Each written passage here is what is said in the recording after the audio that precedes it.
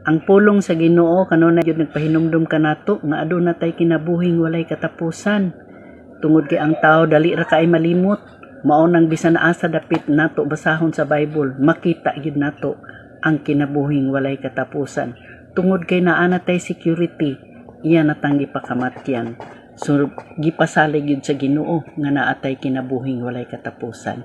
Nag-ingon diri sa John 6 verse 40, kay buot sa akong amahan nga ang tanan nga makakita sa anak ug mutuo kaniya makabaton sa kinabuhing walay katapusan. Ug banhawon ko sila sa katapusang mga adlaw. Mao nay pasalig sa Ginoo nga banhawon ta niya inigabot sa katapusang mga adlaw.